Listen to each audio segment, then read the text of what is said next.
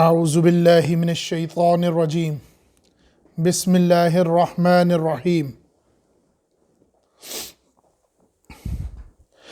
ان الحمد للہ نحمده ونستعینه ونستغفره ونعوذ باللہ من شرور انفسنا ومن سیئات اعمالنا من يهده الله فلا مضل له ومن يضلل فلا هادي له واشهد ان لا اله الا الله وحده لا شريك له واشهد ان محمدا عبده ورسوله اما بعد فان خير الحديث كتاب الله وخير الهدى هدى محمد وشر الامور محدثاتها وكل بدعة ضلالة.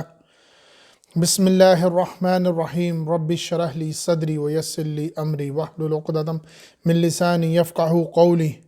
بسم اللہ الرحمن الرحیم اللہم صل علی محمد وعلی آلہ محمد کما صلیت علی ابراہیم وعلی آل ابراہیم انک حمید مجید. اللہم بارک علی محمد وعلی آل محمد کما بارکت علی ابراہیم وعلی آل ابراہیم انک حمید مجید.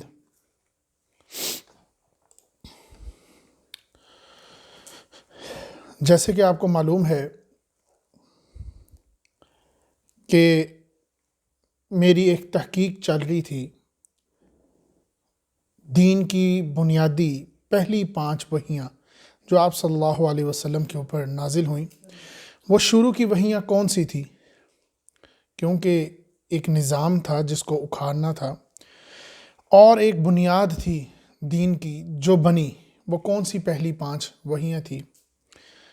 وہ ایک تحقیق میری چل رہی تھی، اسی کو میں لے کر چل رہا ہوں. پہلی وحی آپ صلی اللہ علیہ وسلم پر اقرأ بسم ربک الذی خلق، پہلی 5 آیات نازل ہوئی. اسی طرح دوسری وحی سورۃ القلم یا سورۃ النون، اس کی پہلی 7 آیات. اسی طرح دوسری وحی کے بعد تیسری وحی سورۃ المزمل، پہلی 10 آیات، پھر مدثر 7 آیات. ان پر میری تحقیق چل رہی تھی. باقیوں کے ساتھ جیسے ہم نے سورۃ المزمل کے ساتھ باقی بھی سورت کو مکمل کیا، اسی طرح مدثر کی پہلی 10 آیات کے 7 آیات کے ساتھ باقی بھی سورت کو مکمل کیا.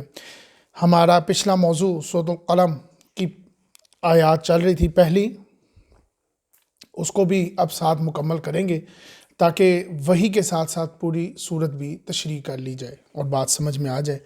اصل میں مقصد یہ تھا ان موضوعوں کا کہ ایک اچھا بھلا انسان اپنے دنیا میں، اپنے معاملات میں، اپنے گھر میں، فیصلوں میں بڑا بہترین سادہ سا، اچانک اس کے اوپر وحی اور یہ بنیاد ایسی تھی کہ اگر کوئی شخص آج کے دور میں دین پر آنا چاہے تو کیا ہے وہ بنیاد. جیسے میں نے پہلے بھی مثال دی تھی کہ اگر ایک شخص نے ڈاکٹر بننا ہے یا کوئی ایک ہدف طے کر لیا کہ میں نے دنیا میں کسی ایک ایسے مقام پر پہنچنا ہے، تو وہ اس کے لیے جن لوگوں سے مدد لے گا وہ اسی دور کے ایک ماہرین ہوں گے. جیسے کسی پروفیسر سے مدد لے گا کہ میں کون سا سبجیکٹ لوں، کون سی لائن لوں تو تاکہ میں اس جگہ تک پہنچ سکوں. یا انجینئر بننا ہے تو میں نے کہاں تک پہنچنا ہے، تو میں نے کن کن سٹیپ سے گزرنا ہے، مجھے وہ آپ ترتیب بتائیں، طریقہ کار بتائیں، اور وہ اصول وہی بتائے گا جو اس کا ماہر ہوگا. اسی طرح اگر کوئی شخص آج کے دور میں دین کو سمجھنا چاہتا ہے، وہ راستہ ڈھونڈ رہا ہے کسی اس عالم کے پاس، کبھی اس عالم کے پاس، کبھی اس کے پاس، کبھی اس کے پاس. ہر انسان کا مزاج اپنا ہے. ہو سکتا ہے کہ وہ آج جس عالم یا جس ٹیچر کے پاس گیا ہے آج اس کا موڈ نہیں تھا، آج اس کا گھر سے یا کوئی دنیاوی یا سوشلی یا کسی قسم کا بھی اس کا فائنینشلی کوئی بھی ایسا قسم کا مسئلہ پڑا ہوا ہے، تو وہ آج اس مزاج سے اس کو سمجھائے گا. وہ اس کو اس مزاج سے نہیں سمجھا پائے گا. یہ ایک دنیا کا عام فنومن ہے.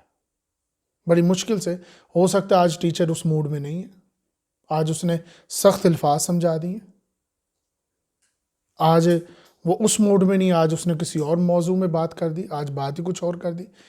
تو ان تمام مرحلوں میں سے گزرنا پڑتا ہے. یہ تو نہیں ہے کہ اب 30 سال کا بچہ قاعدہ لے کے بیٹھ جائے گا، علی با تا سا پڑھنے لگے گا. وہ تو ایک بنیادی دور سے گزر چکا ہے، اس کی بیس بن چکی ہے، اس کو ایک بات کی سمجھ آ گئی ہے کہ دنیا میں کیا ہو رہا ہے، کیا ہونا ہے، کیسے ہونا ہے۔ اب اس کی درستگی کا معاملہ کچھ اور ہے۔ آپ صلی اللہ علیہ وسلم کو کوئی قاعدہ نہیں پڑھایا گیا کہ الف با تھا، پہلے تو ان کا ویسے ہی تلفظ عربی میں تھا، پر ایک 40 سال کا بندہ، ایک 40 سال کا مرد، باشعور، سمجھدار، شادی شدہ، گھر کے فیصلے کر رہا ہے، کاروبار کرتا ہے تو بڑے اعلیٰ پیمانے پہ کرتا ہے، اور اس کو بڑی اچھی طرح پتہ ہے کہ سچ بولنا ہے، جھوٹ نہیں بولنا، اخلاق کا کیا معاملہ ہے، کس سے کیا کرنا ہے، جبکہ ابھی دین نہیں آیا ہوا۔ دین اسلام کی کوئی شرائط طے نہیں کی گئی کہ صدقہ دو، زکوٰۃ دو، پر وہ غریبوں کی مدد بھی کر رہا ہے۔ تو یہ اخلاقی طور پہ اس کے اندر کہاں سے چیزیں بلڈ اپ ہوئی ہے؟ پہلے سے ہی یہ موجود ہے۔ تو یہ ایک تحقیق میں نے شروع کی تھی کہ اگر ایک انسان نے یا ایک عورت نے یا ایک مرد نے اگر اس دین پہ آنا ہے تو وہ کیا کرے؟ وہ قرآن مجید کھولے اور ادھر سے بخاری شریف کھولے، شعور رہے، باشعور انسان ہے، اس کو پتہ ہے کہ اس کا کیا مطلب ہے، ترجمہ وہ پڑھ لے گا، ترجمہ پڑھے، ساتھ تحقیق کرے کہ یہ بنیادی وحی کیوں بھیجی گئی، کیوں کہا گیا کہ پہلے اخلاق کو درست کرو، کیوں کہا گیا کہ اس کو اپنے اندر اتارنا ہے۔ یہ ایسے نہیں ہے کہ میں نے آج قرآن مجید کھولا اور ایک سپارہ پڑھ لیا، اس کو سمجھنا ہے کہ یہ ترتیب کیا کہتی ہے، یہ بات کیا کہتی ہے۔ پھر اسی طرح اپنے معاملات میں پاکی ناپاکی، جیسے کہ سورۃ المزمل میں کہا گیا، پاک، صاف، صفائی ستھرائی، جب وہ اس کو کھولے تو ساتھ بخاری شریف و مسلم شریف کا مطالعہ کرے، طہارت کیا کہتی ہے، نبی کی کیا حدیث تھی، کس معاملے میں کس بات کو کہا گیا، کس بات کو شو نہیں کرانا، کس بات کو کیا کہہ رہے، تمام چیزیں موجود ہیں۔ تو مہربانی کر کے اسی تحقیق کے ساتھ، تو یہ ایک میری ایک کوشش تھی کہ اگر تحقیق کو شروع کرنا ہے تو یہ بنیادی عمل یہاں سے شروع کیا جائے۔ دوسری وحی، جیسے کہ میں پہلے ہی بتا چکا ہوں، ان پانچوں صورتوں میں، ان چاروں صورتوں میں، ان چاروں وحیوں کی یہ چاروں صورتوں میں، سورۃ العلق، سورۃ القلم، سورۃ الزمر اور مزمل، سورۃ المدثر، ان چاروں صورتوں میں ایک بڑی چیز کامن ہے، ایک جیسی، جسے متشابہ کہتے ہیں، ایک جیسی، ملتی جلتی۔ ان میں 3 مضامین ہیں، 3 مضامین بتائے گئے، یعنی کہ 3 حصوں میں ان کو ڈیوائیڈ کیا گیا۔ صورتوں کو اگر آپ پڑھیں گے تو 3 حصوں میں ڈیوائیڈ کیا گیا۔ پہلا حصہ آپ صلی اللہ علیہ وسلم سے خطاب ہے، نون والقلم وما یسطرون ما انت بنعمت ربک بمجنون یا ایھا المزمل قم اللیل الا قلیلا یا ایھا المدثر قم فانذر وربک فکبر اقرأ بسم ربک الذی خلق خلق الانسان من علق۔ تو پہلا حصہ آپ صلی اللہ علیہ وسلم سے گفتگو ہے، آپ صلی اللہ علیہ وسلم سے خطاب کیا جا رہا ہے، کیونکہ بیس بننی ہے، تو جو حالات سے وہ گزر رہے ہیں تو ان کے جوابات اللہ تعالیٰ ان کو دے رہے ہیں۔ اسی طرح اس کا دوسرا حصہ ان میں جو آتا ہے، دوسرا پارٹ آتا ہے یا دوسرا چیپٹر کہہ لیں، دوسرا مضمون آتا ہے، جو آپ صلی اللہ علیہ وسلم کے سب سے زیادہ مخالف تھے، ان کے کردار کو وضاحت کی گئی، ان کے کردار میں سے کسی ایک شخص کو واضح کیا گیا، جیسے کہ ابو جہل، ولید بن مغیرہ، پر نام نہیں لیا گیا، پر ان کو واضح کیا گیا۔ یہی طور طریقہ ہم اپنی زندگی میں بھی دیکھتے ہیں۔ اگر کوئی شخص کسی کام کو کرنے لگتا ہے تو اس کام کے جو ماہرین ہوتے ہیں، اب ظاہری سی بھی ہوتا ہے، ماہرین اور اس کے مخالفین نوں کی شکلیں ایک دوسرے سے علیحدہ علیحدہ نہیں ہوں گی، ایک جیسی ہوتی ہیں، تو ہو سکتا ہے وہی ماہرین اسی کے مخالفین ہو، جسے کہتے ہیں نا کمپیٹیٹر، تو وہ اس کو بتائیں گے اچھا اس میں یہ ہوتا ہے، یہ ہوتا ہے۔ ایک طرف بات تو مخاطب کر کے اسی کو کہہ رہے ہیں کہ یہ ہونا ہے۔ جیسے ایک مثال ہے، اگر ایک عورت پردہ شروع کر دیتی اور اس کی سہیلیاں، اس کے رشتہ دار یا اس کے گھر والے ایک کامن ورڈ بولیں گے، کیا ہو گیا تمہیں؟ ایک طرف تو یہ مخالفین کا پہلے ہمدردی والا لفظ تھا، پتہ نہیں کیا ہو گیا، ایک اچھا بھلا انسان تھا، اچانک آ کے کہنے لگا مجھ پہ فرشتہ آ گئے، اور ایک اچھی بلی عورت تھی، ایک اسی کی مثال آج کے دور میں اگر میں دیتا ہوں، اچھی بلی عورت تھی، بڑی اپ ٹو ڈیٹ تھی، اچانک اس نے پردہ کرنا شروع کر دیا، وہ تو ہم سے کٹ کے ہو گئی ہے۔ شروع میں اس کے لیے یہ ہمدردی کے الفاظ تھے، بعد میں یہی لفظ صرف لہجہ تھوڑا بدل جائے گا اور مخالفین کے الفاظ، ہم کہتے نہیں تھے یہ مجنون ہو گیا، ہم تو پہلے کہتے تھے کہ اس کا نعوذ باللہ دماغ خراب ہو گیا۔ اسی طرح ہم وہ دیکھا، ہم کہتے تھے نا یہ نکام نکوب کرنے سے نا اس طرح رشتے نہیں آتے، اس طرح تم بیکورڈ ہو جاؤ گے، وہ تو تمہیں کہیں گے۔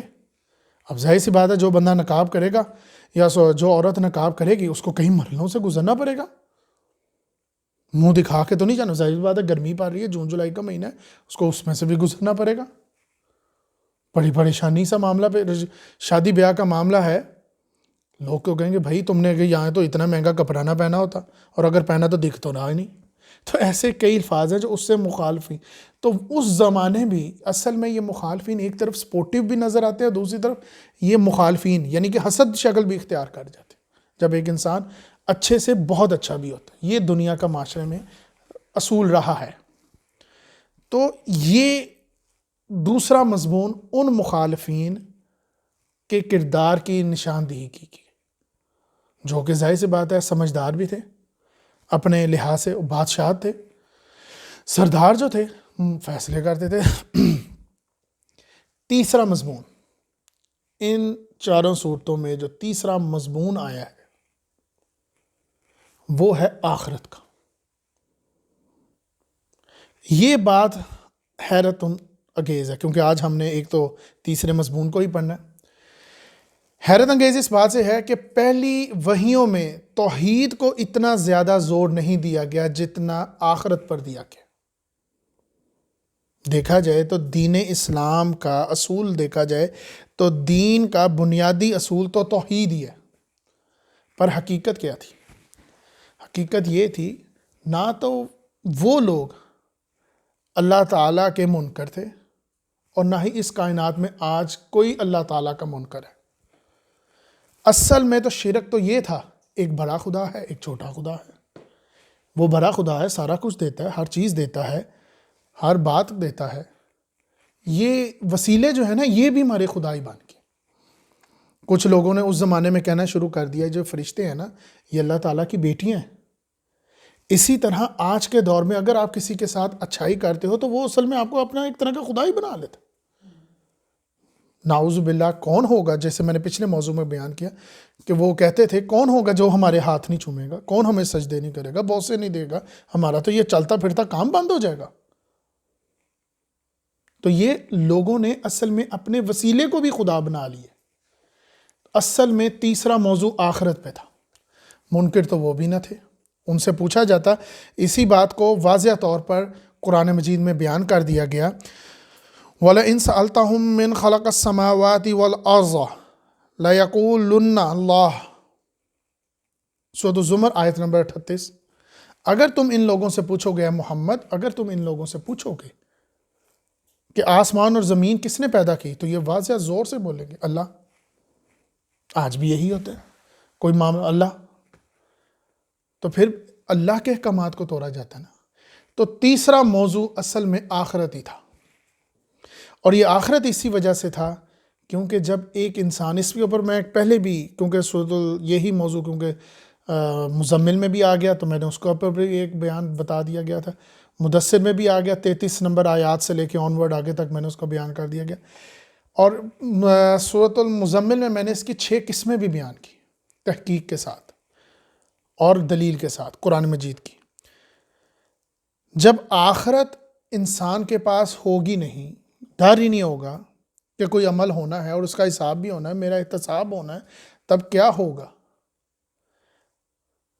سزا نہیں، جزا نہیں، تو پھر جیسا مرضی فیصلہ کرو۔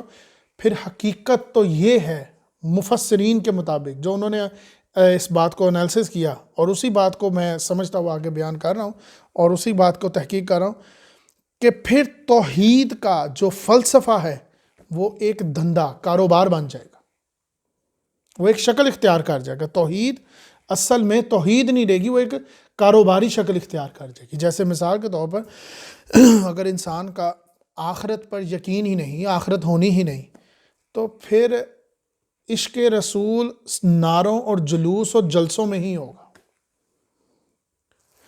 پھر اطاعت رسول، اتباع رسول ختم، وہ معاملہ نہیں رہے گا کہ کیا کہا تھا، کیوں کہا تھا۔ آج اگر مثال کے طور پر 12 ربیع الاول ہے، منا رہے ہیں، بھائی کس وجہ سے منا رہے ہیں، وہ ریزن کیا ہے، اور انہوں نے کیا کہا ہے۔ انہوں نے منانے کو کہا تھا کہ میری باتیں سمجھنے کو کہا۔ اللہ کو ماننا، نبی کو ماننا، نبی کی ماننا اور اللہ کی ماننے میں دونوں میں بہت فرق ہے، یہ سمجھنے کی بات ہے۔ توحید تو سمجھ میں آتی ہے، اللہ اکبر، میں نے جس طرح پہلے بھی بیان کیا، بڑا ایک جامعہ شکل ہے نماز، جسم کی بھی دعا ہے، زبان کی بھی دعا ہے، اللہ اکبر، اللہ بھرا ہے، الحمدللہ رب العالمین، تعریف ہو رہی ہے منہ سے، ہاتھ باندھ کے بھی کھڑے ہیں تو ہاتھ باندھ کر، سجدہ کر رہے ہیں تو اپنے آپ کو اللہ تعالیٰ کے آگے پیش کر رہے ہیں، اپنی بھرائی پیش کر رہے ہیں۔ مگر جیسے ہی وہ بھرائی ختم ہو جاتی ہے تو ایک دوسرے کے ساتھ جڑنا پسند نہیں کرتے، تو یہ تو کہا نہیں تھا، لفظ تو پڑھ کے آئے ہو تم، ابھی تو 2 منٹ پہلے تم نے نماز میں پڑھا کیا اہدنا الصراط المستقیم۔ تو اہدنا الصراط المستقیم کا مطلب ہی یہی ہے کہ تم دوسرے کو حقارت کی نظر سے مت دیکھو، پر تم تو دیکھ رہے ہو، تم تو اس میں فرق ڈال رہے ہو، حتیٰ کہ تم تو فساد پیدا کر رشتہ داروں میں، بہن بھائیوں میں، ان سے ملتے نہیں ہو، کسی نہ کسی معاملے پہ تمہارا اختلاف چل رہا ہے۔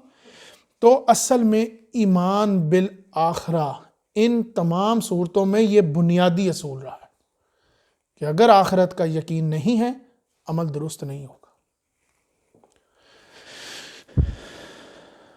فما یکذبک بعد بالدین الیس اللہ باحکم الحاکمین۔ پھر اے انسان، وہ کیا چیز ہے جو تجھے سزا اور جزا کو جھٹلانے پر آمادہ کر رہی ہے؟ کیا اللہ سارے حکمرانوں سے بھرا حکمران نہیں ہے؟ کون سی چیز ہے؟ جب تجھے یہ بات سمجھ میں آ گئی ہے تو پھر کون سی بات ہے؟ پر میں یہاں پر ایک بات ضرور واضح کرنا چاہوں گا، جیسے ہر انسان کا ایک مزاج ہے، میرا بھی ایک مزاج ہے، میرا ایک ذوق ہے۔ الیس اللہ باحکم الحاکمین، جب اللہ تعالی حاکم ہے، حکمران ہے، فیصلہ کرے گا، مگر ایک بات ساتھ میرا ایک ذوق ہے، ایک مزاج ہے جو میں اس کو ساتھ بولتا ہوں، ہوا ارحم الراحمین، سورۃ یوسف آیت نمبر 64، وہ سب سے بڑا رحمان بھی ہے، رحیم بھی ہے۔ یہ باتیں دونوں یاد رکھو، اگر وہ حکمران ہے تو وہ رحمان اور رحیم بھی ہے، ان دونوں کو باتوں کو انڈرسٹینڈ رکھنا۔ قہار بھی ہے، صرف یہی نہیں ہے، یہ ہے، یہ تینوں چیزوں کا ایک مجموعی شکل ہے۔ اگر یہ شکل ہے تو وہ اپنے نیک بندوں کو، اپنے فرما بردار بندوں کو کیسے ممکن ہے کہ جزا نہ دے؟ وہ دے گا۔ اور وہ کیسے ممکن ہے، کیونکہ اب ظاہری بات ہے حکمران بھی آگے نا، ایک طرف بتا دیا نا ہوا ارحم الراحمین، اس کا رحم بتا دیا، حاکم ہے تو حکم ہے، اور حکمران ہے تو فیصلہ بھی اچھا ہوگا، تو پھر وہ کیسے ممکن ہے کہ وہ اپنے غداروں کو، بے ایمانوں کو اور نافرمانوں کو سزا نہ دے؟ یہ کیسے ممکن نہیں ہے؟ ہوگا نا۔ تو اصل میں یہ ایک معاملہ تھا جو تیار ہو رہا تھا ان لوگوں کے لیے آنے والے وقت کے لیے۔ دیکھا جائے تو اب ہم نے جا کے تھوڑی سمجھ حاصل کی، مگر یہ تو معاملہ تیار ہو رہا تھا شروع سے کہ یہ ہونا ہے، یہ اچھا، یہ جو جزا پانے والے لوگ ہیں، یہ سزا پانے والے لوگ ہیں، ان کے ساتھ یہ معاملہ ہونا ہے، یہ برابر نہیں ہو سکتے۔ کَلَّا إِنَّ الْإِنسَانَ لَيَطْغَىٰ، سورۃ العلق آیت نمبر 6۔ حقیقت یہ ہے کہ انسان تو کھلی سرکشی کر رہا ہے، وہ تو کرے گا، کیونکہ اَرَّآهُ اسْتَغْنَىٰ، کیونکہ اس نے اپنے آپ کو بے نیاز سمجھ لیا ہے۔ وہ سمجھتا ہے مجھ پہ پکڑ کوئی نہیں، میرے پہ گرفت کوئی نہیں ہے، کوئی پوچھ گچھ نہیں ہونی۔ میں جھوٹ بولا، دیکھو میں بول رہا ہوں، میں اگر ایک جھوٹ بول رہا ہوں، زیادتی کی ہے اور میں جھوٹ بول رہا ہوں کہ میں نے نہیں کی، تو میری زبان پہ چھالا کوئی نہیں پڑ رہا نام، اور ایک تو میں جھوٹ بول رہا ہوں اور میں جھوٹ بلا بلواؤں، تب بھی مجھے کچھ نہیں ہو رہا، حتیٰ کہ میں حلف اٹھا رہا ہوں جھوٹ بول کے، میں یتیم کا مال کھا رہا ہوں، ہڑپ کر رہا ہوں، بے ایمانی کر رہا ہوں، دیکھ لو تب بھی میرے سے ٹھیک ہے، میرے معدے میں کوئی آگ تو نہیں لگ گئی۔ اصل میں یہ بات کو پہلے میں واضح کرنا چاہوں گا، آخرت کی وجہ کیا تھی، کیونکہ آیات پھر آگے جس رفتار سے آئیں گی ان میں اتنی وضاحت نہیں ہے۔ یہ بنیادی بات جو ہے جو میں بتانا چاہوں گا، یہ دنیا جیسے کہ ایک بات ہے سمجھ میں آتی ہے کہ یہ دنیا اصل میں معدنی قوانین کے لحاظ سے مکمل ہے، اخلاقی قوانین سے مکمل نہیں ہے۔ مطلب کہ آپ نے زہر کھا لی تو آپ مریں گے، چاہے جان بوجھ کے کھا لیا یا کھا کے پچھتا رہے ہیں تو اب آپ مریں گے، یہ ایک طے شدہ بات ہے۔ مگر اگر اخلاقی اعتبار سے دیکھا جائے، دیکھیں آپ نے غلطی کی تو آپ کو سزا مل گئی، وہ اعتبار زہر تھا نا، اب اخلاقی لحاظ سے آتے، اگر آپ اخلاقی لحاظ سے آئیں گے یا اخلاقی اعتبار سے دیکھیں تو اگر آپ بھلے کام کر رہے ہیں، چاہے آپ پوری زندگی کریں، ہو سکتا ہے کہ آپ کو فاقہ ہی ملے، ہو سکتا ہے کہ آپ کو فاقہ ہی ملے۔ آپ طے کر لیں کہ میں نے جھوٹ نہیں بولنا، معذرت کے ساتھ کاروبار بند ہو جائے گا، نہیں چلے گا، بہت مشکل ہے، فاقہ ہی ہوگا۔ آپ یہ طے کر لیں نہ جھوٹ بولنا ہے نہ بلوانا ہے، وکالت کی چھٹی، کوئی وکیل وکالت نہیں ہو سکتی، آپ کام ہی نہیں کر پائیں گے۔ تو اخلاقی اعتبار سے یہ معاملہ مکمل نہیں ہے۔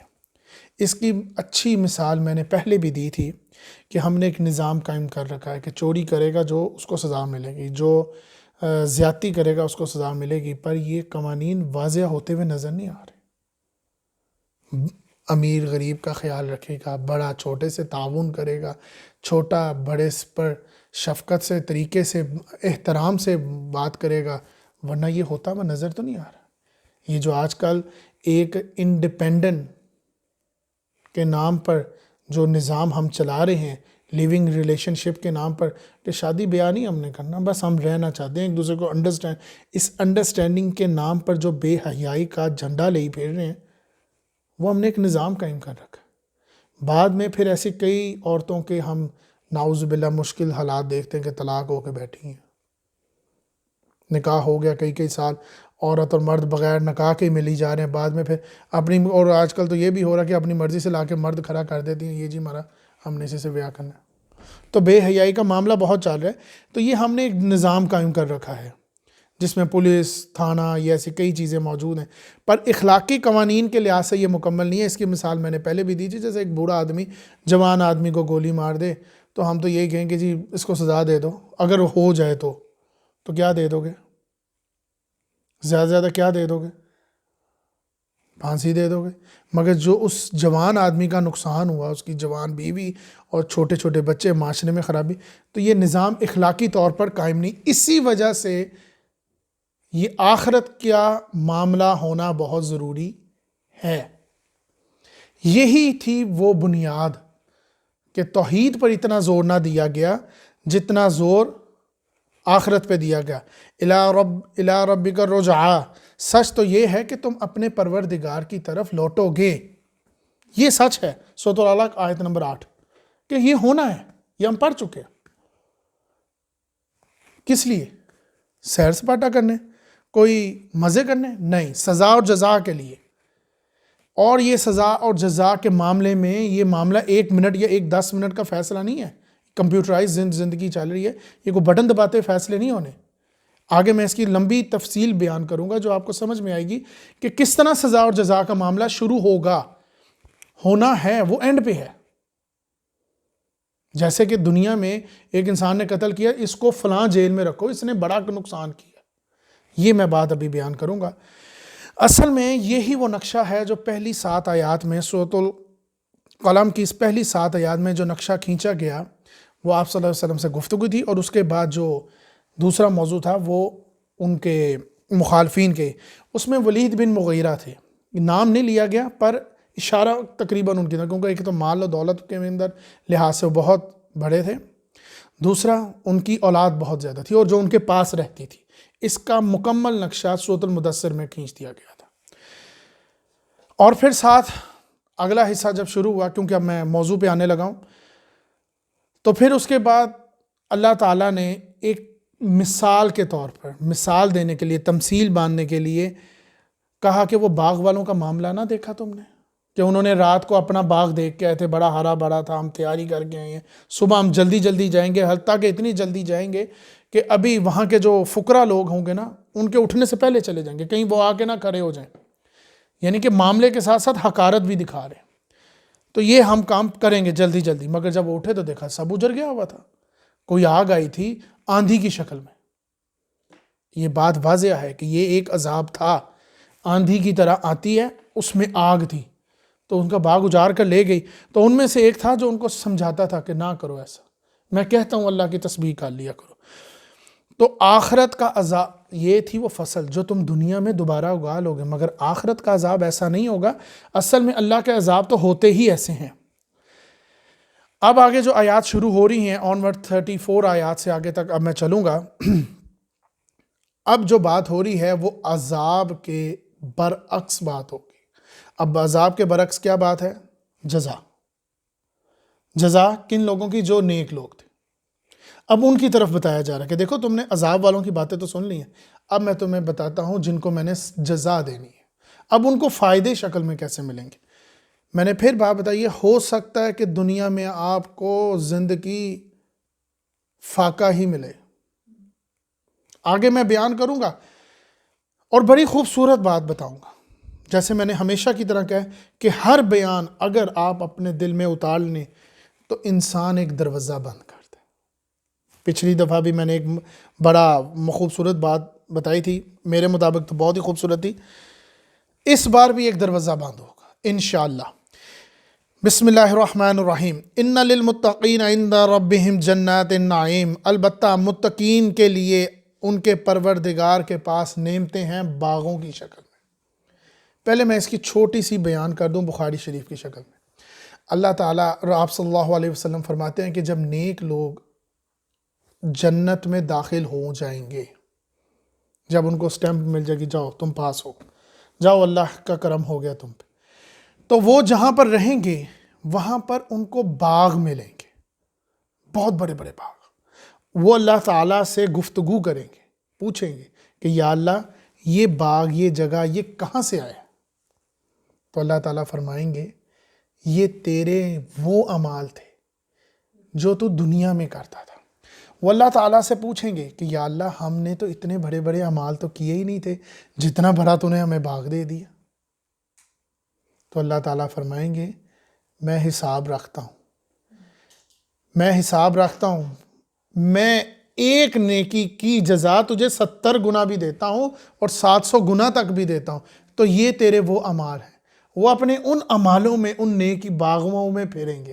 تو یہ وہ اصل میں اشارہ ہے کہ جو لوگ اللہ کے عذاب سے ڈرتے رہے، اللہ کے احکامات سے ڈرتے رہے، ان کو توڑنے سے بچتے رہے، متقی کی طرح زندگی گزارتے رہے، ان کے لیے تو باغات ہیں۔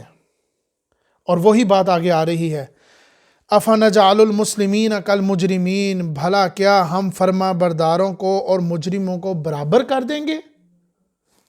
ایسا ممکن نہیں ہونا، میں پھر بار بار بتا دوں ایسا ممکن نہیں ہونا۔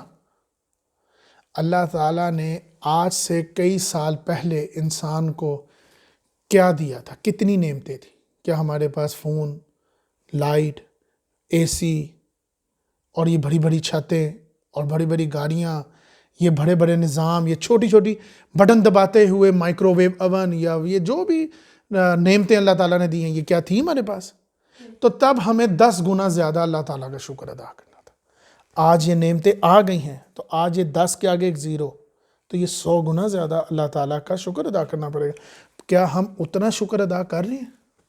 ہم تو اتنا بھی نہیں کر رہے تھے، ہم تو اتنا بھی نہیں کر رہے، تو کیا ہم برابر ہوں گے؟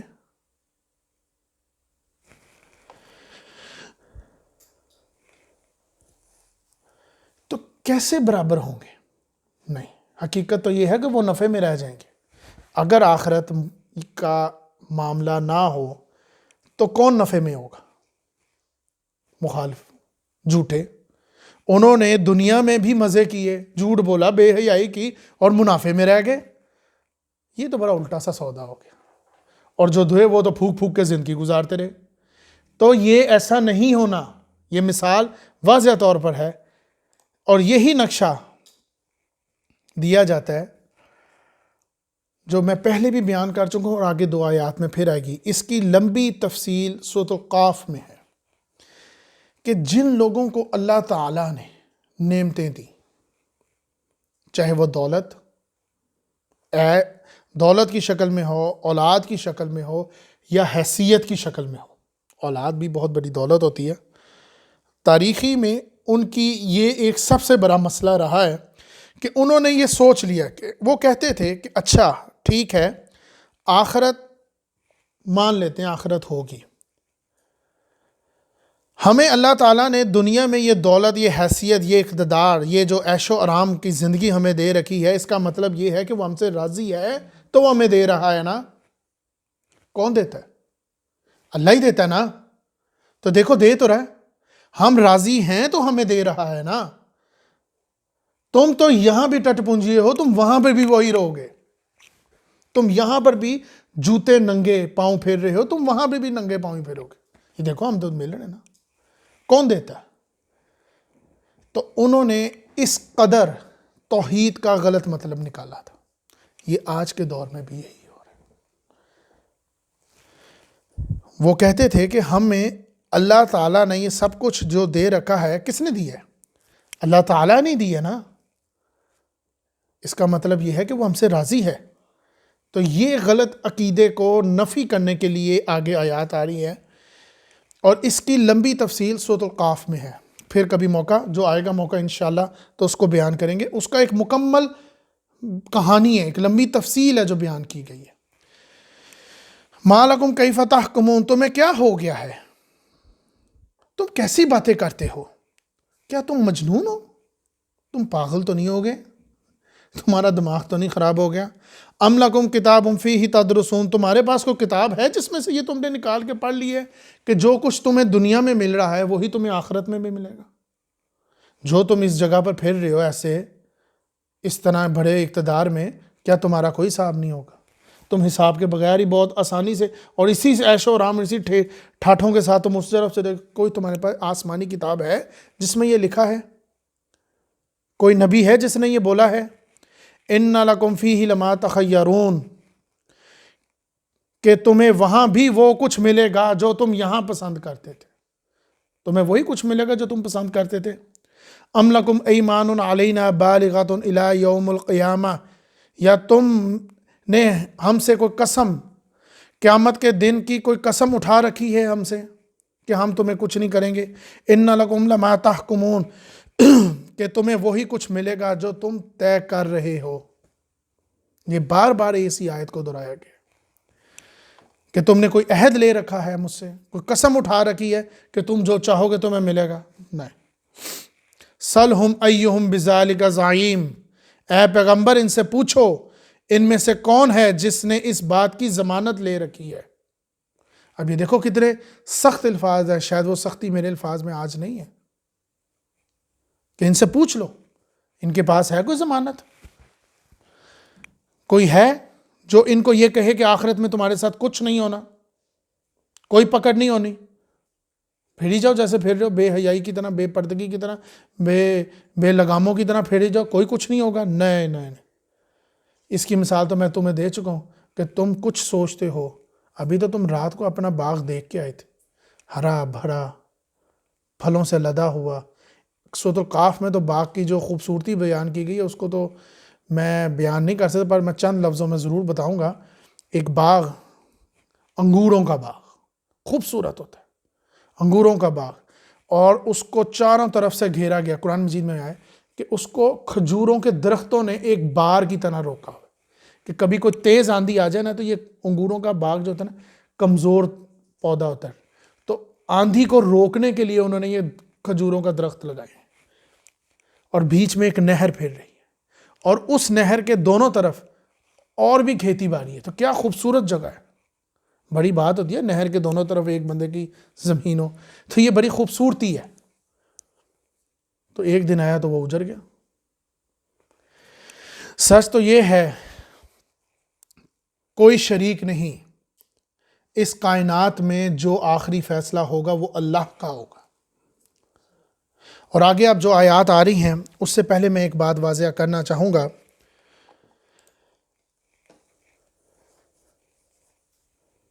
میدان حشر کا معاملہ، یہ میں نے پہلے ہی آپ کو بتائی تھی کہ قیامت کے معاملے میں، یعنی جو قیامت کا دن ہوگا، برابر نہیں ہوں گے سزا اور جزا والے، نیک اور برے برابر، ان کو علیحدہ کر دیا جائے گا۔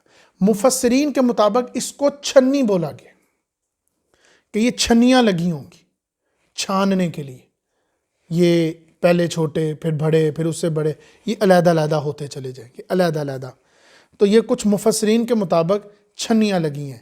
تو ایک چھنی جیسے کہ،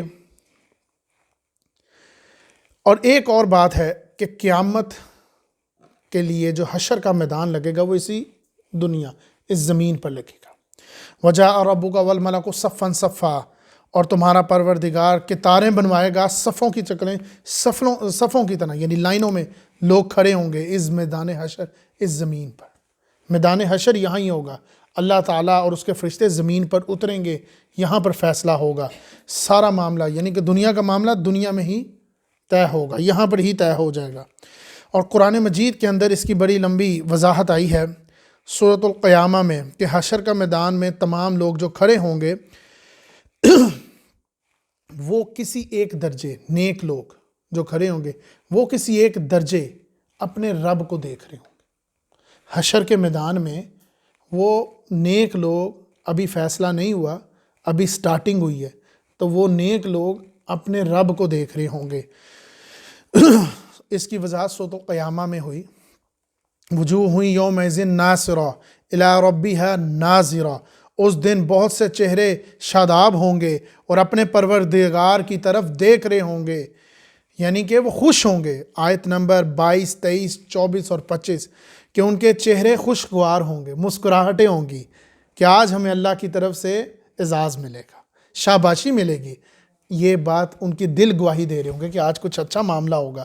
وجوہ یومئذ باسرہ، اور بہت سے چہرے ہوں گے گرد، گندے، تظن ان یفعل بہا فاقرہ، ان کا معاملہ ایسا ہوگا کہ ان کا معاملہ ایسا ہوگا کہ جو ان کی کمر توڑ دے گا۔ اللہ اکبر۔ جیسے کہ یہ چیزیں ہم دنیا میں دیکھتے ہیں، بس مطلب معافی چاہتا ہوں کہ ہماری سوچ کا معیار بہت کم ہے۔ ہم اپنے قرآن کو دنیا کے معاملوں میں نہیں ملاتے، نعوذ باللہ ہم اپنے معاملوں کو لابتے پھرتے ہیں قرآن میں۔ یہ غلط طریقہ ہے۔ اس کی جگہ پھیلا کے دیکھو، تمہاری آنکھیں کھل جائیں گی۔ یہ شیشہ ہے، اس سے دیکھو واضح نظر آئے گی دنیا۔ تم غلط دیکھتے ہو۔ جیسے سکول میں ہوتا ہے، سکول تو ہم سبھی گئے ہیں، کہ قطاریں بنی ہیں، ابھی فیصلہ نہیں ہوا کون پاس ہے کون فیل ہے، مگر جن کو پتہ کہ ہم پاس ہیں وہ ایسے کھڑے ہیں کہ آج ہمیں نا ابھی کچھ ہونا ہے، ابھی ان کو دل سے خبر ہے۔ تو وجوہ ہوئی یومئذ ناصرہ، وہ چہرے مسکراہٹ ہے کہ آج ہمیں ٹھیک ہے جی، ہم نے تو پاس ہی ہو جانا ہے، ہم ٹھیک ہے۔ تو یہ معاملہ ہم سکول میں دیکھتے ہیں کہ جو بچوں کا فیصلہ ہونے لگتا ہے تو وہ ان کو پتہ ہے کہ ہاں جی ہم پاس ہیں۔ تو یہ معاملہ ہونا ہے، یہ ایک مرحلہ ہے جس میں ایسا ہوگا۔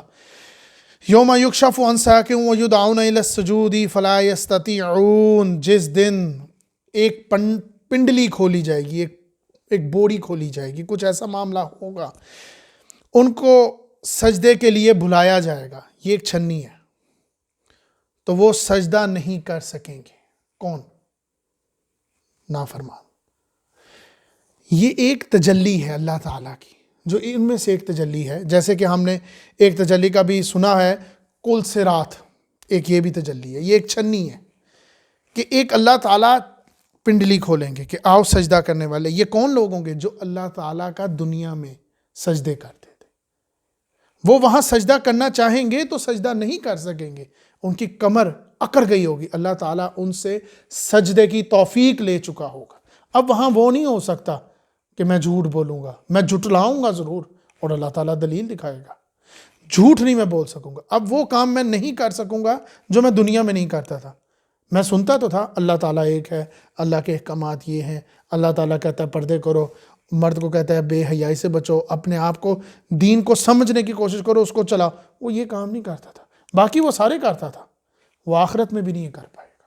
تو جو لوگ، آگے اس کی واضحات آئے گی کہ جب ہم تمہیں بلاتے تھے، تو ایک ہے چھنی کل صراط کی، ایک ایسا پل، تنگ پل جس کے اوپر سے گزرنا پڑے گا، بڑی سخت طریقی ہوگی۔ اس کے بارے میں جب میں نے پڑھا، بڑی سخت طریقی ہوگی، صرف ایمان کے، ورنہ ٹھوکر کھا کے نیچے دوزخ میں گر جائیں گے۔ یہ ایک تجلی ہے، چھانا جا رہا ہے۔ اب حشر کے میدان میں کھڑے ہوئے، اب جو عورتیں پردہ نہیں کرتی، نعوذ باللہ، ان سے کوسوں دور بو آ رہی ہوگی، وہ دیکھ لیں گے اچھا یہ لوگ تھے، یہ عورتیں ہیں جو پردہ نہیں کرتی۔ اب ایک لوگ ہوں گے جن کے پیٹ بڑے بڑے ہوں گے، وہ ایک طرف کھڑے ہوں گے، یہ حشر کا میدان ہے، یہ ایسے گروپنگ ہو رہی ہوگی۔ اور ایک ہوں گے جو اللہ کے عرش کے سائے کے نیچے کھڑے، آرام سے کھڑے ہوں گے کہ ابھی اللہ تعالیٰ میں اندر بھیجے گا، ہم بڑے سکون میں۔ تو کس میں چاہتے ہو اپنے آپ کو؟ کیا چاہتے ہو؟ اس طرف یا اس طرف؟ تو یہ ایک چھنیاں لگی ہوں گی جس میں چھانا جائے گا۔ اس لیے تو کہے گندم کو جب بنایا جاتا ہے تو چھانا جاتا ہے، چھنیاں لگی جائیں گی۔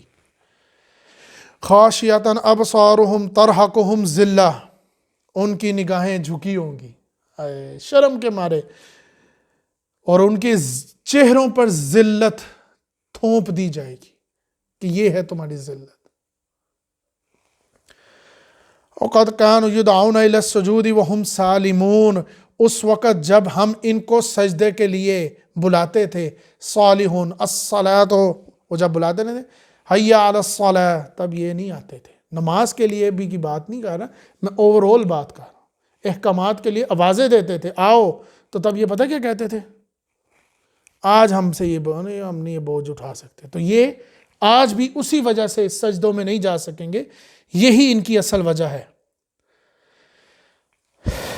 اب وہ مخالفین کا وہ مرحلہ آ رہا ہے، اب وہ آیات وہ آ رہی ہیں جب مخالفت کی بھٹی دہک چکی تھی، کیونکہ اب وہی تو پہلی 7 آیات میں نے بتایا تھا ختم ہو گئی ہیں، اب کیونکہ آگے صورت چل رہی ہے اور آگے کی صورت کی آیات بات کی ہیں، اب مخالفت کی بھٹی دہک چکی ہے۔ فَذَرْنِي وَمَن يُكَذِّبُ بِهَذَا الْحَدِيثِ، اے پیغمبر جو لوگ اس کلام کو جھٹلا رہے ہیں، اے پیغمبر جو اس کلام کو، جو میرے احکامات کو، میری گفتگو کو، جو میں ان کو قرآن مجید کے ذریعے بیان کر رہا ہوں، میری بات نہیں اللہ تعالیٰ کے، جو میں اپنے احکامات ان کو دے رہا ہوں، جو میرے کلام کو جھٹلا رہے ہیں، انہیں مجھ پر چھوڑ دیں۔ کیا تم اتنے بھرے نعوذ باللہ، کیا تم اتنے بھرے اپنے رب سے لڑ سکتے ہو؟ طاقت ہے تمہاری؟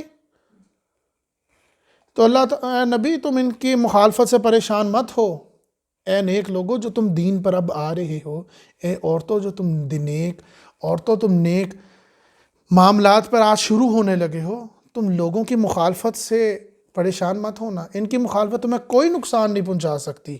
سَنَسْتَدْرِجُهُم مِّنْ حَيْثُ لَا يَعْلَمُونَ، ہم انہیں اس طرح دھیرے دھیرے تباہی کی طرف لے جائیں گے کہ ان کو پتہ ہی نہیں لگے گا۔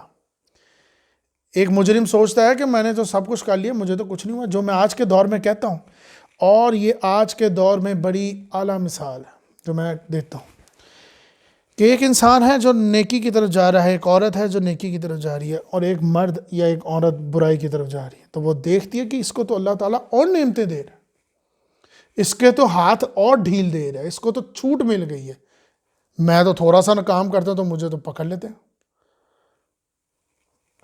مگر یہ تو کام کر ہی جا رہا ہے۔ اچھا وہ کر ہی نہیں جا رہا، وہ آگے سے پتہ کیا کہتا ہے؟ دیکھو میں کرتا رہا ہوں، کوئی پکڑ ہو رہی ہے مجھ پہ؟ نہیں۔ تو انہوں نے اپنے اس غلط بے حیائی کے کام کو دلیل بنا لیا کہ دیکھو ہم یہ کر رہے ہیں، ہمیں کچھ ہو رہا ہے، ہم جوا کھیلتے ہیں، دیکھو کچھ ہو رہا ہے، نہیں، بلکہ ہم تو ماشاءاللہ یہ دیکھو ہمارا گھر، ہم تو، اور انہوں نے، وہ اللہ تعالیٰ ان کو ڈھیل دیتا ہے۔ آگے جو اصل میں مثال آ رہی ہے وہ اس ڈھیل کی آ رہی ہے، سمجھ لینا، مثال بہت عمدہ ہے، یہ بہت عمدہ تو میں اس لیے کہوں گا کہ اگر کوئی سمجھ جائے، جیسے ایک انسان کانٹا ڈالتا ہے مچھلی میں، تو مچھلی کہاں تک بھاگ جائے گی؟ وہ اس کو ڈھیل دیتا ہے، جاؤ آگے جاؤ، جب وہ اس کو کھینچے گا وہ تو کھینچ جائے گی۔ تو یہ میرا معاملہ ہے، تو جب میں اس کو کھینچوں گا یہ تو اور پختہ ہو رہا ہے نا، کچھ ہی سے بھاگ رہا ہے، تو یہ بھاگے. اصل میں آگے آنے کے وقت سے پہلے میں نہیں بیان کرنا چاہتا ہوں. وہ املی لہم، ہم ان کو امیدیں دیتے ہیں. وہ املی لہم، ہم ان کو امیدیں دیتے ہیں، ہم انہیں ڈھیل دیتے ہیں. ان قیدی متین، اور ان کے یقین کو اور مضبوط کر دیں کہ کریں. پر میری ان قیدی متین، تو میری پکڑ بڑی مضبوط ہے. تم کیا سوچتے ہو یہ بھاگ جائیں گے؟ میں تو آہستہ آہستہ ان کو کہاں سے پکڑوں گا. ان کو نہیں پتا. جیسے ایک انسان بڑا تندرست ہوتا ہے، صبح صبح ایسے جوش و خروش میں اٹھتا ہے، جس کی مثال باغ والوں کی دی. اٹھتا ہے، بھاگتا ہے، آج تو میں یہ کروں گا، میں وہ کروں گا، میں چاہ رہا ہوں، میں یہ کر رہا ہوں. ٹھیک ہے، اور 2 بجے فون آتا ہے، وہ انا للہ و انا الیہ راجعون. کچھ ہے جو اندر ہی تیار ہو رہا ہے، جو فیصلہ ہو گیا تمہارے خلاف کہ یہ ہونا ہے، تم پہ مہر لگ گئی ہے. ختم اللہ علی قلوبہم وعلی سمعہم وعلی ابصارہم، لگ چکی ہے تم پہ مہر. تم نہ بڑی کرتے تھے، مانتے نہیں تھے، تکبر کرتے تھے. کچھ ہے جو اندر لگ گیا ہے، کچھ ہے جو تمہارے اندر کینسر کی طرح پھیل گیا ہے. تم یہ جو آج صبح اٹھ کے 8 بجے سے ہی رولا ڈال رہے ہو، آج میں یہ کر لوں گا، میں تو پھٹے چک دوں گا، میں تو فلاں کر دوں گا. تجھے نہیں پتا کہ 2 بجے تیری ہی خبر پوری دنیا میں پھیلے گی. ام تسألہم اجرا فہم من مغرم مثقلون، کیا تم ان سے کوئی اجرت مانگتے ہو جس کی وجہ سے ان کے اوپر کوئی بوجھ آ بیٹھا ہے؟ جو یہ پیغام، یہ دین کا پیغام، یہ دعوت پیغام، اس کے عوض تم کوئی پیسے مانگتے ہو جس سے یہ بھاگتے پھرتے ہیں. وہ لوگ دوسرے ہیں جو چاہتے ہیں کہ شور شرابہ ہو، ہاتھ چوم رہے ہوں، گوڈوں کو ہاتھ لگا رہے ہوں، کچھ ایسے کر رہے ہوں، کچھ پیسے دے رہے ہوں، کچھ فلاں کر رہے ہوں. تم تو اجرت مانگ رہے ہو نا. پر اے نبی، حقیقت تو یہ ہے کہ جو یہ پیغام نبی لے کے جا رہا ہے اس میں تو یہ معاملہ تھا ہی نہیں.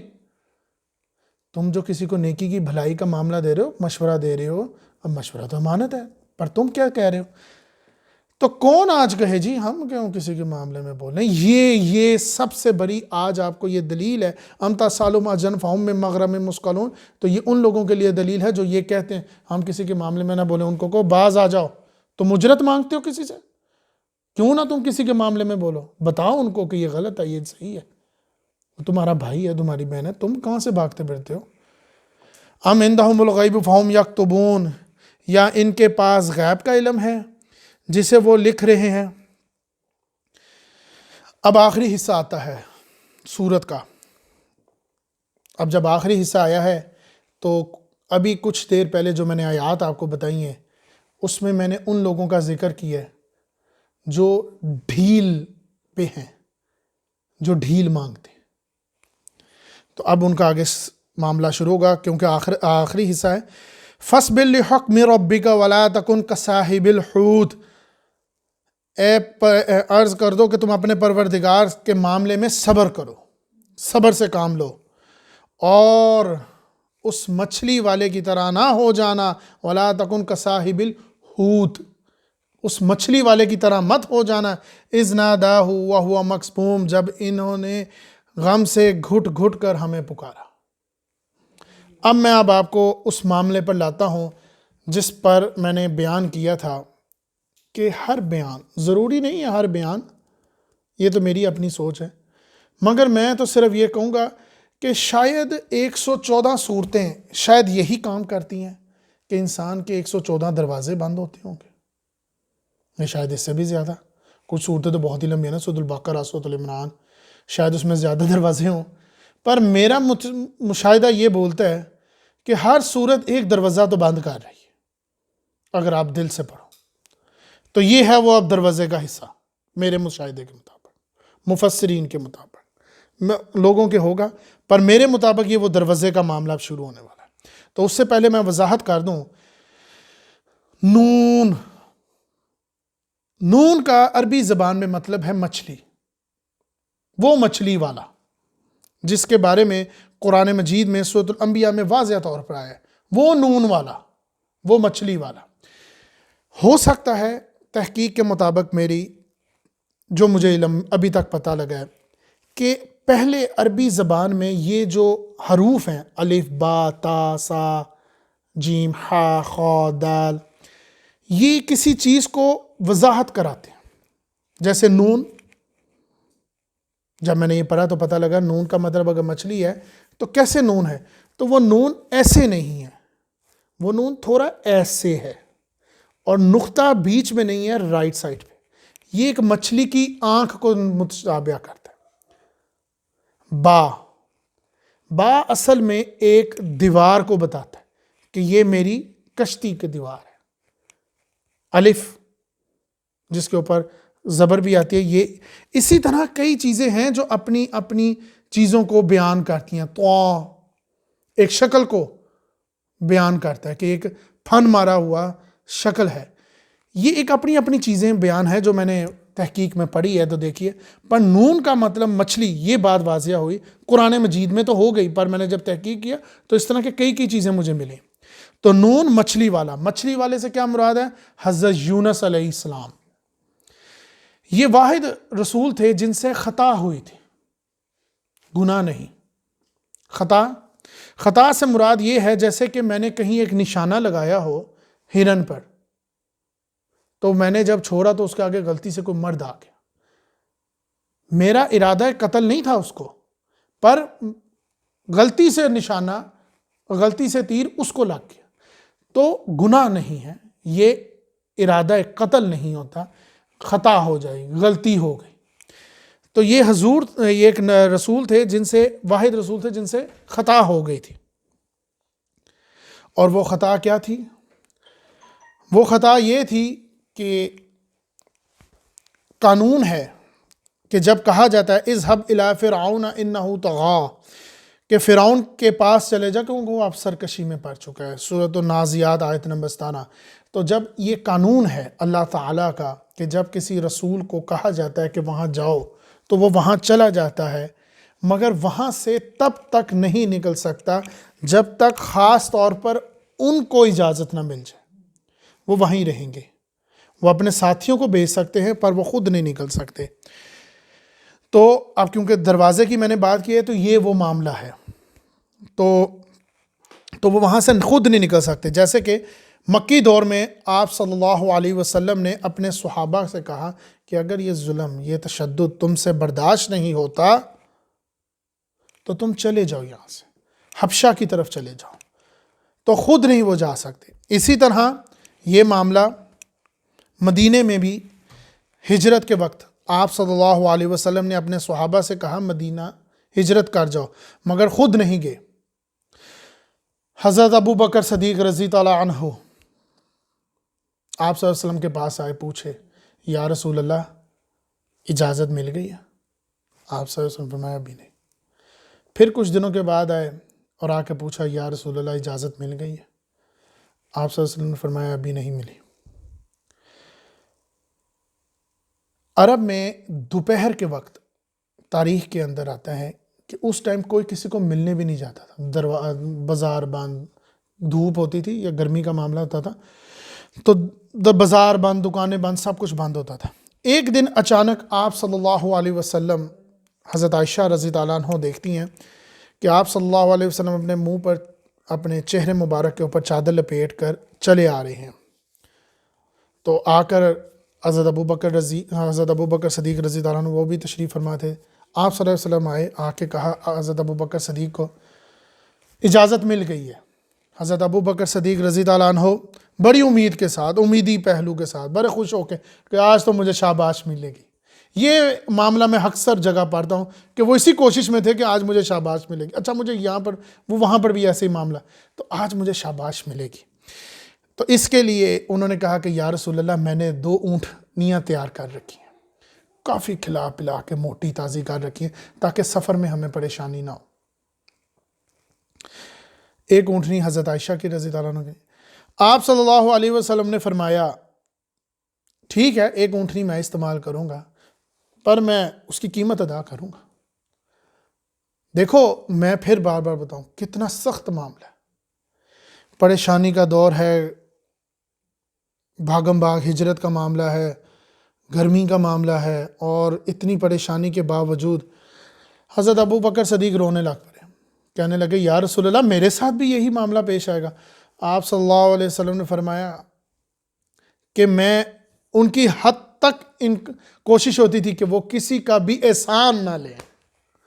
آپ صلی اللہ علیہ وسلم کسی کا احسان نہیں لیتے. یہ آج کی سب سے بڑی بات ہے. احسان یہ نہیں ہے میاں بیوی کا ایک دوسرے پہ کوئی احسان نہیں ہے. وہ اکثر مذاق میں نہیں تو غصے میں تو کہہ ہی دیتے میں تیرے پہ بہت بڑا احسان کیا. احسان نہ لو، کل کو چکا نہیں سکو گے، اور تم چکا واقعی نہیں سکو گے. قیامت والے دن حساب دینا پڑ جائے گا. کوئی بندہ کسی کو کہتا ہے نا کہ تم میرے پیسے دینے، اچھا نہیں دے، میں قیامت والے دن تیرے سے خود ہی لے لوں گا، بڑی بڑی رقم ہے. یہ بھی احسان اصل میں وہی رقم ہے. یہ کوئی بری چیز نہیں ہے. میں کسی کا احسان نہیں لیتا، وہ نہ میرے سے احسان. یہ آپ صلی اللہ علیہ وسلم کی سب سے بڑی بات تھی کہ آپ صلی اللہ علیہ وسلم کسی کا احسان نہیں لیتے تھے. مزاج کو سمجھو اپنے دین کے. میں نے اگر بیان کرنا ہے تو تمبو کوئی لگا رہا ہے، دیگیں کوئی پکا رہا ہے، جلوس کوئی انتظام کر رہا ہے. آج میرے گھر میں کسی بڑے کا یا کسی کا میں نے آج قرآن خوانی کی ہے، میں قرآن مجید پڑھ رہا ہوں، یا آ جاؤ تم بھی پڑھ لو. خود میں پڑھ نہیں رہا. میں نے اکثر دیکھا ہے، نعوذ باللہ. میں یہی کہوں گا کہ یہ دین کی کمی ہے، شعور کی کمی ہے. شعور یہ نہیں ہے کہ میرے پاس پیسہ ہے میں کاروبار بہت اچھا کر رہا ہوں. شعور کی کمی یہ ہے کہ تیرا سب سے پہلے حق تیرے رب کا تھا تیرے پہ، تو اس کو ادا نہیں کر سکا. کیا کہ تیرے باپ کا جنازہ اور تجھے ہی نہ جنازہ پڑھنا آتا ہو، اور تو سہارے ڈھونڈتا ہے مولویوں کے. وہ سہارے ڈھونڈتا.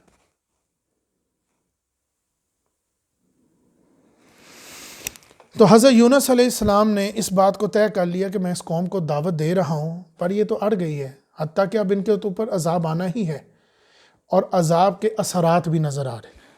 تو حضرت یونس علیہ السلام سے یہ خطا ہوئی کہ آپ اس جگہ کو چھوڑ کے چلے گئے، کہ انہوں نے کہا اس قوم کے اوپر تو بربادی ہونی ہے، اب میں یہاں سے چلتا ہوں.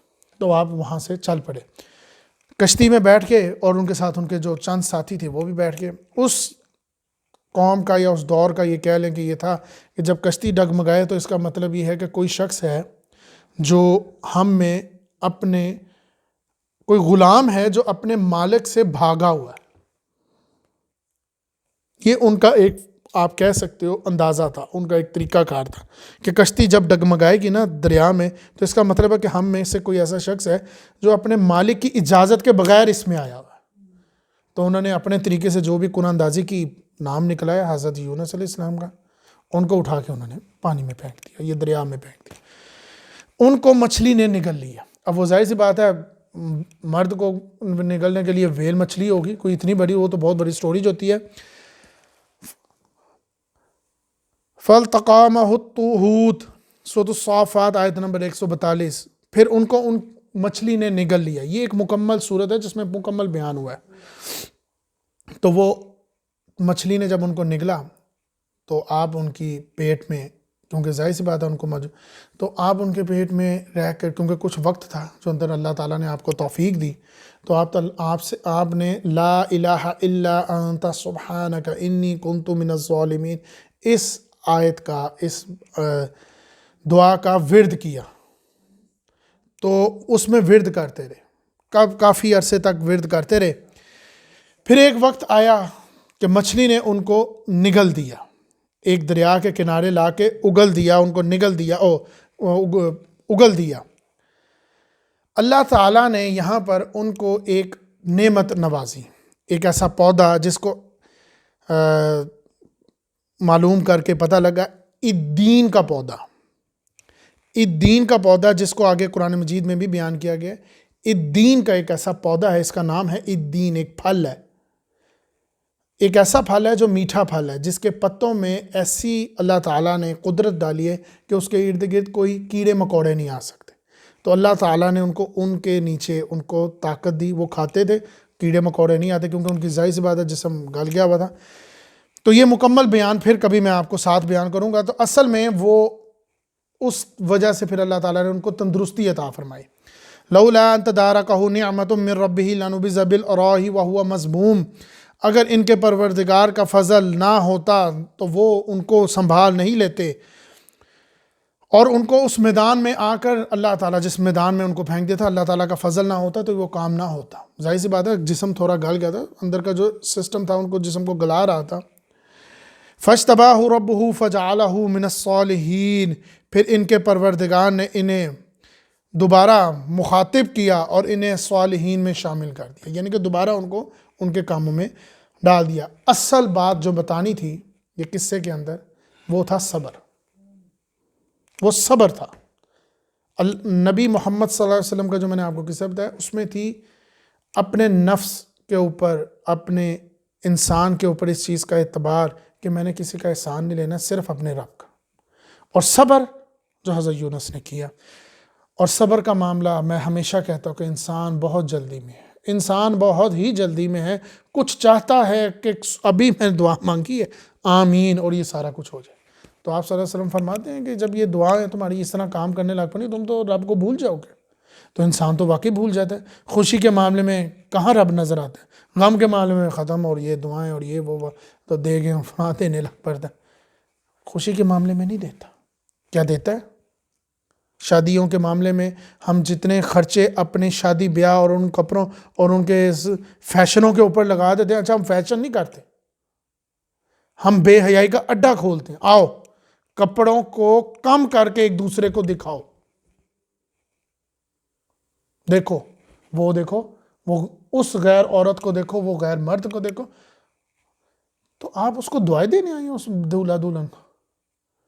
وہ دعائیں تو نہیں کٹھی کر رہے، وہ اس دن تو سب سے زیادہ گناہ کٹھا کر گئے.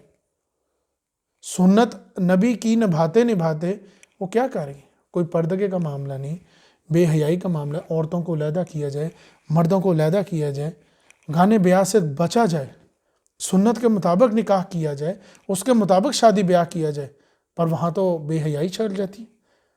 تو کیا اس کے اوپر کو ختم یا کوئی اللہ کے نام پہ دیا جاتا؟ نہیں. اور کل کو جب ان میں سے کسی کا رشتہ دار مرے گا تو اگلے دن وہ قرآن خوانی ہو رہی ہوتی ہے. تو صبر نہیں ہے ہمارے پاس، صبر کا دامن بہت کمزور ہے. اپنی ڈیوٹیوں کو سمجھو، جیسے اپنی ماں باپ کی تمہارے پر ڈیوٹیاں ہیں، اس سے پہلے تمہارے رب کی تم پر ڈیوٹی ہے. کیا حشر کے میدان میں نے پھر وہی بات کی، وہاں کھڑا ہونا چاہتے ہو؟ وَإِن يَكَادُ الَّذِينَ كَفَرُوا لَيُزْلِقُونَكَ بِأَبْصَارِهِمْ، جن لوگوں نے کفر اپنا لیا جب وہ نصیحت کی یہ باتیں سنتے ہیں تو ایسا لگتا ہے لَمَّا سَمِعُوا الذِّكْرَ وَيَقُولُونَ إِنَّهُ لَمَجْنُونَ، کہ یہ تیز تیز آنکھوں میں تمہیں ڈگمگا دیں گے. وہ کہتے تھے کہ یہ شخص تو دیوانہ ہے. یہ وہ خاص معاملہ ہے جسے کہتے ہیں آنکھوں کے زور سے کسی کو گرا دینا. جو اللہ تعالیٰ جیسے کہ جو بہت عالم لوگ ہوتے ہیں، بہت پڑھائی والے لوگ ہوتے ہیں، اللہ تعالیٰ وہ کیونکہ وہ ایک خاص ان کی نظر میں طاقت ہوتی ہے. جیسے اکثر کہتے ہیں نا بد نظر بری نظر، تو ایک اچھی نظر بھی ہوتی ہے. تو بری نظر کی ایک خاص طاقت یہ ہوتی ہے کہ وہ اس نظر سے انسان کو دیکھتا ہے کہ وہ اپنے آپ کو اس جس معیار پہ وہ کھڑا تھا وہاں سے گر پڑتا ہے. یہاں پر وہ چیز کا ذکر ہے کہ آپ صلی اللہ علیہ وسلم جب قرآن مجید پڑھتے تھے تو مشرکین مکہ ایسے ایسے عالموں کو لا کے کھڑا کر دیتے تھے، ایسے ایسے بزرگوں لا کے کھڑا کرتے تھے کہ جو ان کو ان آنکھوں سے ایسے غور سے دیکھتے تھے کہ ان آنکھوں سے تمہیں ڈگمگوا دیں گے. لَمَّا سَمِعُوا الذِّكْرَ وَيَقُولُونَ إِنَّهُ لَمَجْنُونَ، کہ تمہیں گروا دیں گے تاکہ تم اپنے معاملے سے گرو تو وہ کہیں دیکھا ہم کہتے ہیں یہ مجنون ہے. تو یہ وہ اپنی تیز تیز آنکھوں سے تمہیں ڈگمگوا دیں گے کہ تم ڈگمگا جاؤ گے. تو یہ آنکھوں کی ایک طاقت ہوتی ہے. وہ اکثر کہتے ہیں نا کہ ہماری وہ اکثر ایک نعت بھی ہم نے سنے تیرے نظر کرم، کہ ایک نظر کا معاملہ ہوتا ہے. ایک اچھی نظر بھی ہوتی ہے، ایک بری نظر بھی ہوتی ہے. وہ کہتے ہیں نا میں نے اس کی نظر کے مطابق پڑھ لیا اسے. تو یہ حقیقتاً ایسا ہوتا ہے. مگر میں نے پھر وہی بات بتائی ہے، اگر اچھی نظر ہوگی تو پھر اللہ تعالیٰ مہربانی کرے گا. بد نظر، بری نظر، غلط نظر یہ بھی لگ جاتی ہے. وَمَا هُوَ إِلَّا ذِكْرٌ لِلْعَالَمِينَ، حالانکہ یہ تو دنیا جہان کے لوگوں کے لیے ایک نصیحت ہی نصیحت ہے. جہاں سے سورت شروع ہوئی تھی نون والقلم وما یسطرون ما انت بنعمت ربک بمجنون، وہاں پر ہی آ کے ختم ہو رہی ہے ان ہوا الا لما سمعوا الذکر ویقولون انہ لمجنون، یہ مجنون نہیں ہے۔ جہاں سے شروع ہوئی تھی کہ اے نبی تم مجنون نہیں ہو، اللہ کے فضل سے تم مجنون نہیں ہو، تم پہ اللہ کا فضل ہے اس لیے تم مجنون نہیں ہو، اور وہیں ختم ہو رہی ہے انہ لمجنون، بے شک آپ مجنون نہیں ہیں، وما ہوا الا ذکر للعالمین، یہ تو ایک نصیحتوں کی بات ہے دنیا جہان کے لیے، دنیا جہان کے لیے، اس قوم کے لیے، اس وقت کے لیے نہیں، دنیا۔ تو آج کے دور کے لیے بھی جو لوگ دین پر آ رہے ہیں، جو عورتیں دین پر آنا چاہ رہی ہیں، ان کے لیے یہ ایک نصیحت ہے، صرف ایک نصیحت ہے، سمجھائی جا رہی ہے کہ کل کو تم سجدہ کرنا چاہو گے نہیں کر سکو گے، کمر میں اکڑ پڑ جائے گی، کل کو تم حشر کے میدان میں جہاں کھڑے ہوگے تم پہ کوئی سایہ نہ ہوگا، دیکھ لو کیا کرنا چاہتے ہو، مسکراہٹیں لانا چاہتے ہو کہ اپنے منہ پہ ذلت ملنا چاہتے ہو، میں تو نصیحت ہی کروں گا، وہ بھی نصیحت ہی کرے گا، یہ بھی نصیحت کرے گا، نبی بھی نصیحت، تو یہ تو نصیحت کی بات ہے۔ تم سمجھو اپنے آپ کے کچھ دروازے بند کرو، نفس کا دروازہ بند کرو، اپنے نفس کو توڑ دو اپنے رب کے آگے کہ میں نے جب موقع ملا میں نے اپنے رب کی طرف مڑ جانا ہے۔